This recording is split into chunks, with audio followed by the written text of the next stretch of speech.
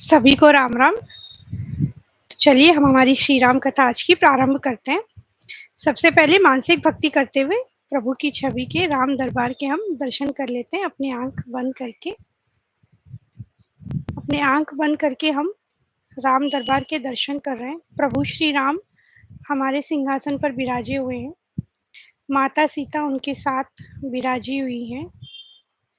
लक्ष्मण भैया, भरत भैया और शत्रुघ्न भैया साथ में खड़े हैं हाथ जोड़े हुए, तथा बजरंगबली प्रभु के श्री चरणों में बैठे हुए हैं। और हम प्रभु श्री राम को तथा सभी को प्रणाम करते हैं एवं प्रभु श्री राम से विनती करते हैं कि उनके श्री चरणों में हमेशा हमारी श्रद्धा बनाए रखे, हमेशा हमारी भक्ति बनाए रखे तथा हमें अपना आशीर्वाद दे कि हम ये श्री राम कथा सफलतापूर्वक पूर्ण कर सकें। जय सिया राम। तो कल हमने देखा कि अब प्रभु श्री राम को बुलाया गया और कैकेयी ने कहा कि इस तरह से वन जाना है, पिताजी आपके मान नहीं रहे। दशरथ जी बिल्कुल बेहोश हो गए थे और सुमंत्र जी ने जब प्रभु श्री राम को बुलाया तो दशरथ जी की दशा देख के उन्हें बड़ा ही दुख हुआ था। फिर वो अपनी माता कौशल्या के पास गए, उनसे कहा कि इस तरह से मुझे वन जाना है। तब माता ने सभी सीख दी और सीता जी को सीता माता बिल्कुल नहीं मान रही थी कि उन्हें रुकना है महल में। सभी तरह से समझाया माता कौशल्या ने, प्रभु श्री राम ने भी, किंतु उन्होंने कहा कि मैं अपने प्राण त्याग दूंगी यदि आप मुझे यहाँ छोड़ के गए। इसीलिए प्रभु ने कहा कि आप भी तैयार हो जाइए। अब जाते जाते देखा तो लक्ष्मण जी आ ठहरे, बिल्कुल चरणों में बैठे हैं प्रभु श्री राम के, कुछ नहीं कह रहे हैं। तथा फिर प्रभु ने जान लिया कि उन्हें भी अब वन जा लेके ही जाना पड़ेगा और उनसे कहा कि चलो लक्ष्मण जल्दी से तैयार हो जाओ। और लक्ष्मण जी गए अपनी माता सुमित्रा जी के पास आज्ञा मांगने और ये बताने कि ऐसी ऐसी बात है माँ, मैं श्री सीताराम जी के साथ जा रहा हूँ। तो सुमित्रा जी ने कहा ये तो अहोभाग्य है कि तुम हमेशा उनकी चरणों की वंदना करना, क्योंकि जहाँ सिया राम होंगे वही तो अयोध्या होगी। और बस इस तरह से फिर तीनों अब निकलने की तैयारी में थे।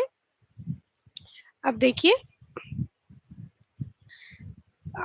राजा दशरथ जी के पास आए तथा राजा दशरथ जी ने भी बहुत समझाने की कोशिश की, प्रभु श्री राम नहीं माने।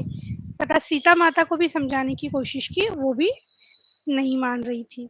कल हमने देखा कि कितना प्रेम था, जैसे बहुओं से सास ससुर भी बहुत ही प्रेम करते थे। बड़ी तकलीफ हो रही उन्हें, क्योंकि सीता माता यदि अगर वन चली गई, जंगल में चली गई, फॉरेस्ट में, तो वहाँ बहुत ही पीड़ा उन्हें उठानी पड़ेगी। इसलिए वो समझा रहे हैं कि मत जाओ, किंतु वो नहीं मान रही है।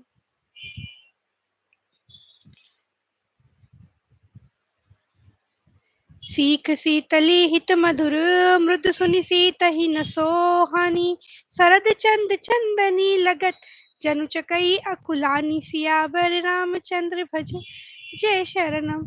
यह शीतल, हितकारी और कोमल सीख सुनने पर सीता जी को यह सब अच्छा नहीं लगा। अर्थात समझा रहे थे ना सब, किंतु वो उन्हें ये सीख अच्छी नहीं लग रही थी। सीता जी संकोचवश उत्तर नहीं देती। इन बातों को सुनकर कैकेयी तमतमा कर उठी। उसने मुनियों के वस्त्र, आभूषण और बर्तन लाकर श्री रामचंद्र जी के आगे रख दिया और कोमल वाणी से कहा कि राजा को तुम प्राणों के समान प्रिय हो। भीरु यानी प्रेमवश दुर्बल हृदय के राजा शील और स्नेह नहीं छोड़ेंगे। तुम्हें वन जाने को वे कभी ना कहेंगे। ऐसा विचार कर जो तुम्हें अच्छा लगे तुम वही करो। तथा माता की सीख सुनकर श्री रामचंद्र जी ने बड़ा सुख पाया, परंतु राजा को ये वचन बाण के समान लगे और कह रहे कि ये मेरे अभागे प्राण क्यों नहीं निकल रहे हैं। राजा दशरथ जी सजीवन साजु समाजु सबू, बनीता बंधु समेत। बंदी विप्र गुरु चरण प्रभु, चले करी सब ही अचेत। सियावर रामचंद्र भज जय शरणम। वन का सब साज सामान सजकर श्री रामचंद्र जी तथा माता सीता, उनकी पत्नी और भाई लक्ष्मण जी सहित ब्राह्मण और गुरु के चरणों की वंदना करके सबको अचेत करके चले। मतलब अब अयोध्या छोड़ के वन जाना जा ही रहे हैं, बस निकल गए हैं तीनों। कैसे? सबको अचेत करके, मतलब बिल्कुल सब बेहोश की तरह ही हो गए। नगर में सब जितने लोग भी थे, बिल्कुल सहन नहीं हो रहा था प्रभु श्री राम इस तरह से वन में जा रहे हैं, तो ऐसे निकल ही रहे हैं। मातु सकल मोरे बिरह जही न होई दुख दीन, सोई उपाय ओ तुम करो सब पुरजन परम प्रवीण, सियावर रामचंद्र भज जय शरणम। हे परम चतुर पुरवासी सज्जनों, आप लोग सब वही उपाय करिएगा जिससे मेरी सब माताएं मेरे विरह के दुख से दुखी ना हो। इस प्रकार श्री रामचंद्र जी ने सबको समझाया और हर्षित होकर गुरु चरणों में सिर नवाकर फिर गणेश जी, पार्वती जी और कैलाशपति महादेव जी को मनाकर तथा आशीर्वाद पाकर श्री रघुनाथ जी चले। श्री रघुनाथ जी चलते ही बड़ा भारी विषाद हो गया, मतलब बहुत ही दुखी हो गए। वहां जितने भी लोग थे, मूर्छा दूर हुई तब राजा जागे और सुमंत्र को बुलाकर कहने लगे, श्री राम वन को चले गए पर मेरे प्राण नहीं जा रहे हैं। न जाने ये किस सुख के लिए शरीर में टिक रहे हैं, मतलब कितनी तकलीफ हो रही है कि राम तो जा रहे हैं लेकिन मेरे प्राण अभी तक गए नहीं, मतलब मैं अभी तक मरा नहीं हूँ। पता नहीं किस सुख के लिए ये वेट कर रहे हैं। सुटी सुकुमार कुमार दो, जनक सुता सुकुमारी, रथ चढ़ाई देख राही बनो, फिरे हो गए दिन चारी, सियावर रामचंद्र भज जय शरणम। अत्यंत सुकुमार दोनों कुमारों को और सुकुमारी जानकी को रथ में चढ़ाकर वन दिखलाकर 4 दिन के बाद लौट आना मतलब आप वापिस लौट आना, देख के उनके साथ रह के थोड़ी सी जैसे हेल्प होती है करके आप आ जाना और लेके आना साथ में। 4 दिन थोड़ा जाके फिर लेके आना। यदि दोनों भाई न भी लौटे, अपनी सच्ची श्री रघुनाथ जी प्रण के सच्चे और दृढ़ता से नियम का पालन करने वाले हैं, तो तुम हाथ छोड़कर विनती करना कि हे प्रभु, जनक कुमारी सीता जी को तो लौटा दीजिए। यदि वो दोनों न भी आए तो सीता को तो साथ में लेके ही आना, कह रहे हैं सुमंत्र जी को।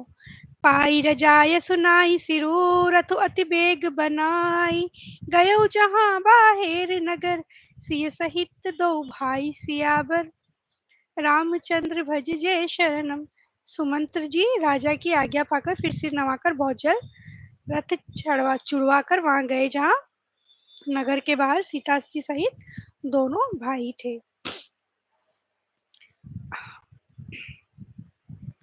अयोध्यापुरी बड़ी डरावनी लग रही है, मानो अंधकारमयी काल रात्रि ही हो।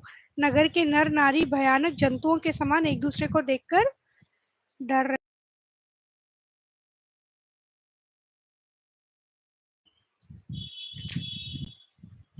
हय गय कोटिन केलि मृग, पर पशु चातक मोर, विकरतांग सुख सारिका, सारस हंस चकोर, सियावर रामचंद्र भज जय शरणम।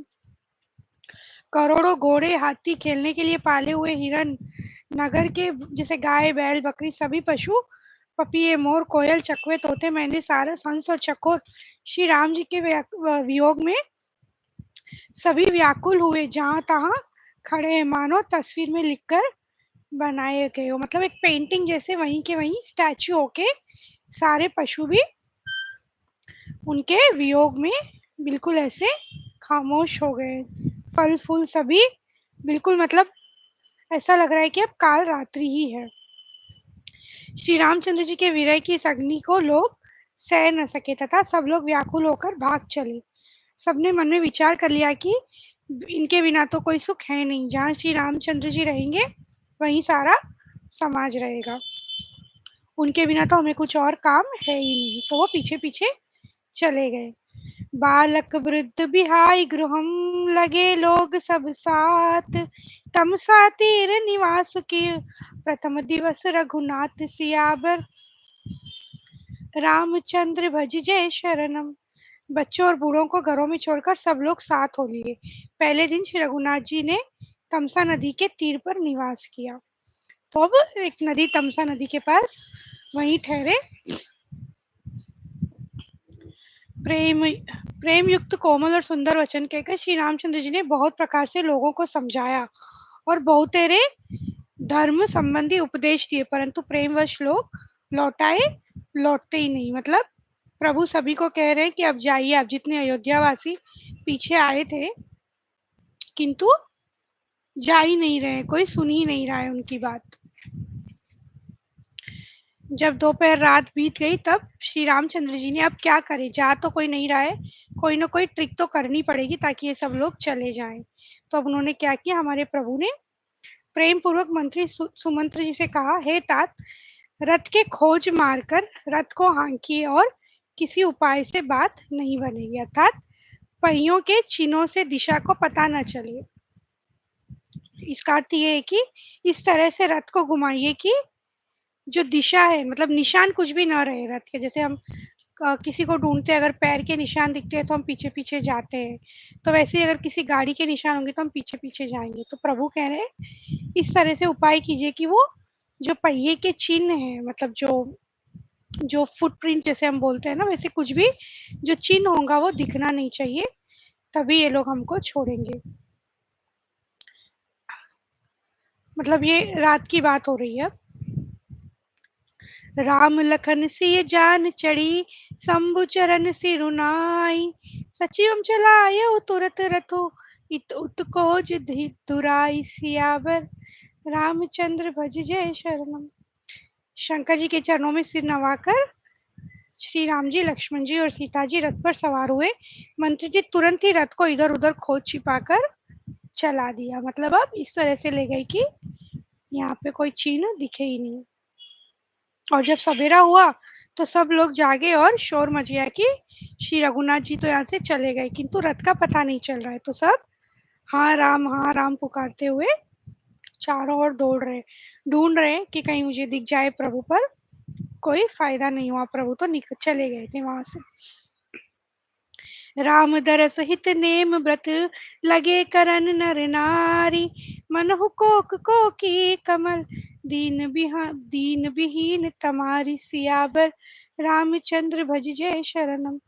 और सभी उनके दर्शनों के लिए नियम और व्रत करने लगे और ऐसे दुखी हो गए जैसे कि चकवा चकवी और कमल सूर्य के बिना दीन हो जाते हैं। सीता जी अब मंत्रियों सहित दोनों भाई श्रृंगवेरपुर जा पहुंचे। वहां गंगा जी को देखकर प्रभु ने रथ से उतरे और बड़े हर्ष के साथ उन्होंने दंडवत प्रणाम किया। तो श्रृंगवेरपुर में गंगा जी के पास प्रणाम किया और सभी कथा लक्ष्मण जी और माता सीता को प्रभु ने सुनाई, और फिर वहां पे स्नान करके थकावट उनकी दूर हुई। शुद्ध सचिदानंदमयी कंद भानुकुल केतु, चरित करत नर अनुहरत, संस्कृति सागर से सियावर रामचंद्र भज जय शरणम। शुद्ध सच्चिदानंद कंद स्वरूप सूर्यकुल के ध्वजारूप भगवान श्री रामचंद्र जी मनुष्यों के सदृश ऐसे चरित्र करते हैं जो संसार रूपी समुद्र के पार उतरने के लिए पुल के समान है। अर्थात जो हम ये जिस तरह से प्रभु बिहेव कर रहे हैं, उनका बिहेवियर जो है वो हमें इस पूरी दुनिया से पार लगाने का एक पुल ही है। अर्थात हमें वो सब फॉलो करना चाहिए जो प्रभु फॉलो कर रहे हैं, तो हम इजीली इस भवसागर से पार हो जाएंगे, इस vicious circle of life and death से हम बाहर हो जाएंगे। जब निषाद राज गु ने यह खबर पाई तब वो बहुत ही आनंदित हुए तथा अपने प्रियजनों और सभी के साथ भेंट लेकर वहां प्रभु के पास पहुंचे और बहुत ही हर्षित थे। राजा गुरु जो निषाद राज गुह थे वो बड़े ही हर्षित थे और फिर प्रभु से कहा कि आप श्रृंगवेरपुर में पधारिए और इस दास की प्रतिष्ठा बढ़ाइए जिससे मेरे भागी की बढ़ाई हो। तुमने जो सब कुछ कहा है वह सत्य है, परंतु पिताजी ने मुझको और ही आज्ञा दी है। मेरी जो आज्ञा मेरे पिताजी ने दी है मुझे वही फॉलो करना है, मैं इसके हटके आपके यहाँ नहीं रुक सकता। बरस चारि दस बासु बन, मुनि व्रत बेशु आहारु, ग्राम बासु नहीं उचित सुनी, गुहै भयउ दुख भारु, सियावर रामचंद्र भज जय शरणम। कह रहे प्रभु कि पिता की आज्ञा अनुसार तो मुझे 14 वर्ष तक मुनियों का व्रत और वेश धारण कर कर और मुनियों के योग्य आहार करते हुए वन में ही बसना है। गांव के भीतर निवास करने उन्हें बड़ा ही दुख हुआ कि गांव के भीतर भी नहीं चल सकते। 14 वर्ष का वन, मतलब वन में रहना बहुत ही दुखी, और वो सोचने लगे कि ऐसे कैसे माता पिता है जो इतने सुकुमार पुत्रों को और बहू को यहाँ पे भेज दिया, बालकों को। गु ने इसी बीच कुश और कोमल पत्तों की कोमल और सुंदर साथरी सजाकर बिछा दी और फिर पवित्र मीठे और कोमल देख-देख कर दोनों में भर-भर कर फल-मूल और पानी रख दिया। मतलब सब तैयारी कर दी, अब सब बिछा दिया है। सिय सुमंत्र भ्राता सहित कंद मूल फल खाई, शयन कीन रघुबंश मणि पाय पलोटत भाई, सियावर रामचंद्र भज जय शरण। सीता जी, सुमंत्र जी और भाई लक्ष्मण सहित कंद मूल फल खाकर रघुकुल मणि श्री रामचंद्र जी लेट गए। भाई लक्ष्मण जी उनके पैर दबाने लगे। लक्ष्मण जी उठे और सुमंत्र जी से कहकर वहां से कुछ दूर पर धनुष बाण सजाकर पहरा देने लगे। अब जैसे यहाँ पे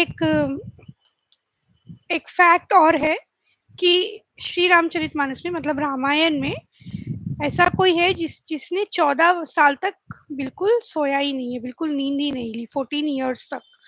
हम तो 1-2 दिन नींद ना ले, मतलब पॉसिबल नहीं होता है। दैट टू कंटिन्यूसली 14 ईयर्स तक किसी ने नींद नहीं ली। और वो कौन थे? वो हमारे लक्ष्मण जी थे। लक्ष्मण जी 14 साल तक सोए नहीं, क्योंकि वो प्रभु श्री राम और माता सीता के लिए पहरा देते थे हमेशा। तो जो अभी यहाँ पे हम देख रहे हैं, यहाँ से उस बात की शुरुआत हुई, यहाँ से वो आरंभ हुआ कि पहरा देना प्रभु श्री राम और माता सीता की रक्षा के लिए, जो 14 वर्ष तक पूर्ण चला। तो इसलिए सिक्योरिटी गार्ड जैसे हम बोलते हैं ना, तो भाई खुद रक्षा कर रहे अपने भाई और भाभी की। प्रभु को जमीन पर सोते देखकर प्रेमवश निषाद राज के हृदय में विषाद हो गया। प्रभु धरती पे सो रहे, बिछाए बस पत्ते और उसी पे सो रहे। बहुत ही दुख हो रहा है उन्हें।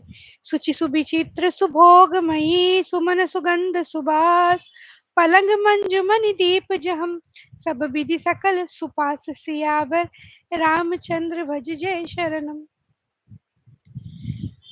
जो पवित्र, बड़े ही विलक्षण, सुंदर, भोग पदार्थों से पूर्ण और फूलों की सुगंधों से सुवासित है, जहाँ सुंदर पलंग और मणियों के दीपक है, तथा सब प्रकार का पूरा आराम है। मतलब वहाँ पे तो सभी प्रकार के आराम होते हैं, और यहाँ पे इसी पे घास फूस पे ही सो रहे हैं, धरती पे ही सो रहे हैं। इससे उन्हें बड़ा दुख हो रहा है और कह रहे हैं कि लोग सच ही कहते हैं कि कर्म तो प्रधान होता है। कह रहे हैं कि भगवान क्या, कर्म हमारा जो है, भाग्य हमारा जो है, वही सबसे बड़ा होता है, चाहे फिर वो कोई भी मनुष्य हो। तो ये कर्म ही है जिसकी वजह से प्रभु श्री राम और को यहाँ आना पड़ा, मतलब वन में आना पड़ा, तथा इस तरह से जमीन पे सोना पड़ा। कई कई नंदिनी मंदमती कठिन कुटिल पनुकीन, जही रघुनंदन जान की सुख अवसर दुख दीन, सियावर रामचंद्र भज जय शरण। तो कह रही है कि कैकेयी ने तो बड़ी बड़ी कुटिलता कर दी, जिसने रघुनंदन श्री रामचंद्र जी को और जानकी जी को सुख के समय दुख दिया है। तब लक्ष्मण जी ज्ञान, वैराग्य और भक्ति के रस से सनी हुई मीठी और कोमल वाणी से बोले, हे भाई, कोई किसी का सुख दुख देने वाला नहीं है, सब अपने ही किए हुए कर्मों का फल भोगते हैं।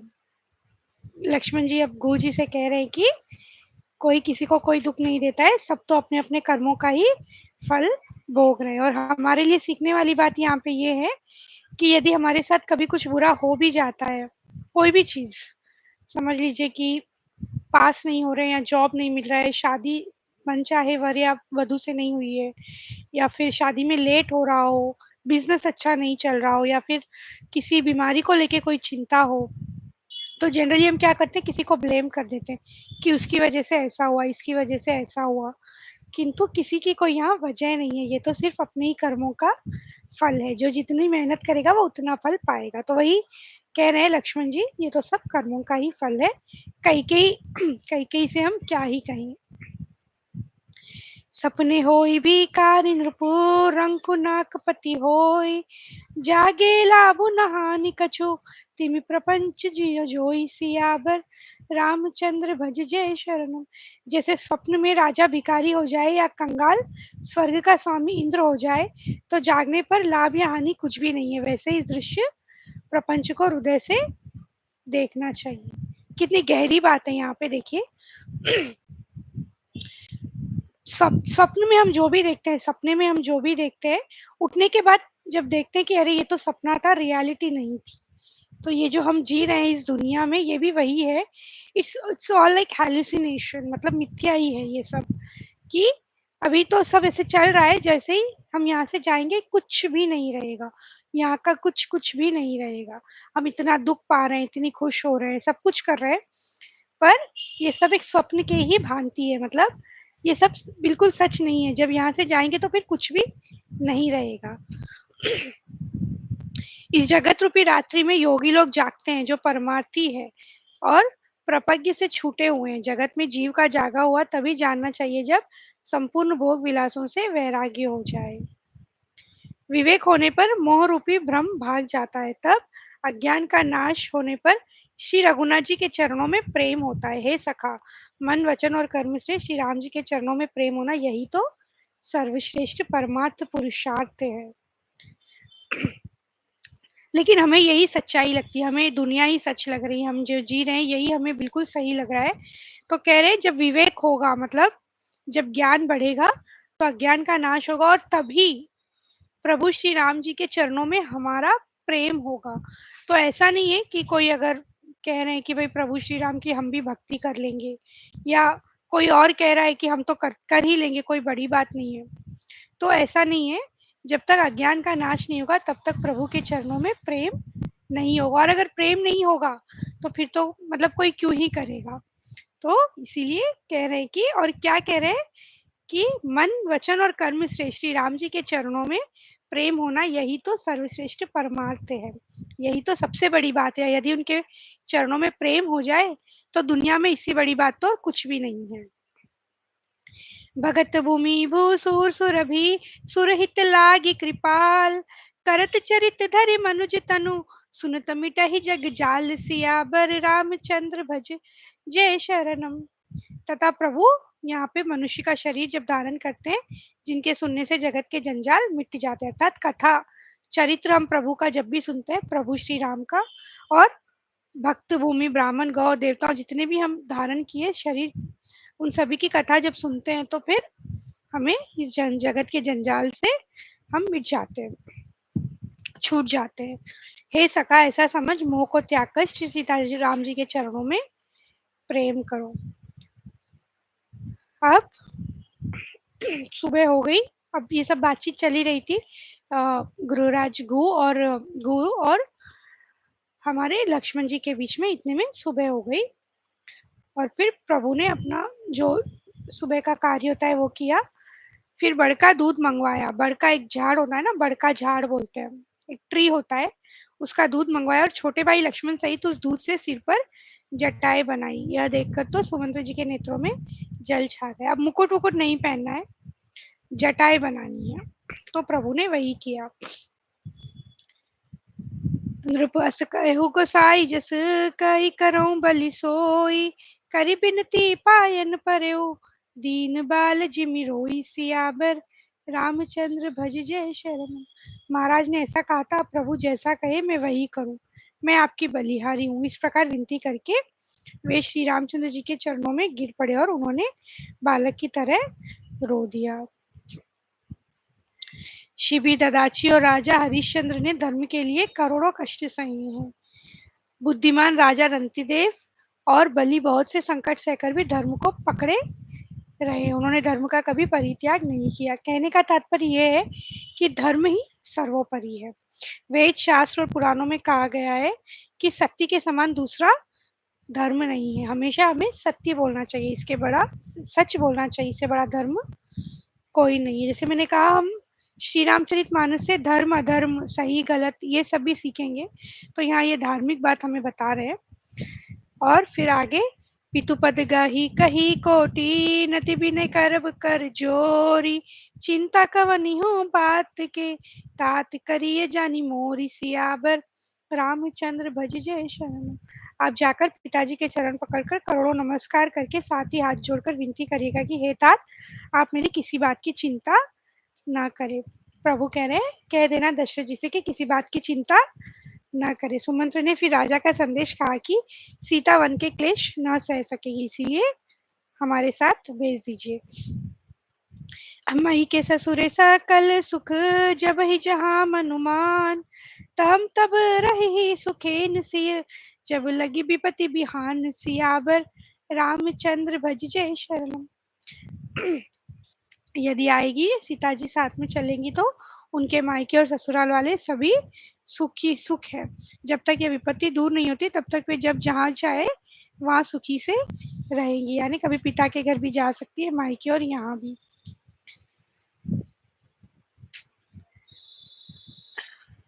हे प्रभु, आप करुणामय और परम ज्ञानी हैं। शरीर को छोड़कर छाया अलग कैसे रोकी रह सकती है? सूर्य की प्रभा सूर्य को छोड़कर कहाँ जा सकती है और चांदनी चंद्रमा को त्याग कर कहाँ जा सकती है? कहने का तात्पर्य है, माता सीता कह रही है कि इतने जुड़े हुए हैं मैं और प्रभु श्री राम कि अब हम अलग अलग हो ही नहीं सकते हैं। और क्षमा करना कि मैं बदले में आपको उत्तर देती हूँ, यह बहुत ही अनुचित है। आरती बस सन्मुख भयहूँ, बिलगु न मानब तात, आरज सुत पद कमल बिनु, बादि जहाँ लगी नाथ, सियाभर रामचंद्र भज जय शरणम।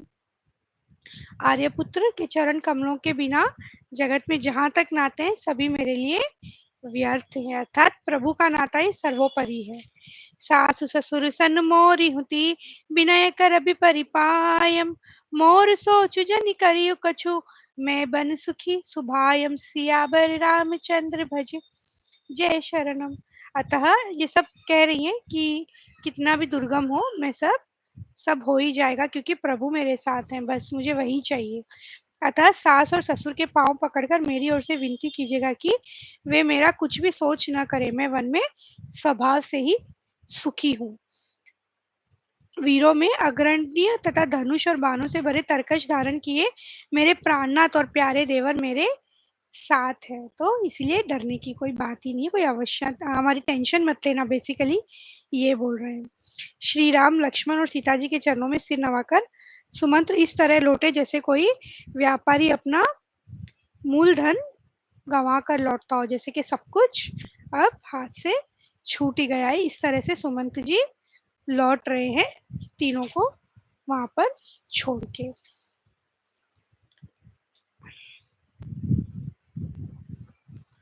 तो चलिए, आज की हमारी कथा का समय यही समाप्त होता है। हम जल्दी से हमारी एक चौपाई ले लेते हैं। हो रघुकुल रीत सदा चली आई,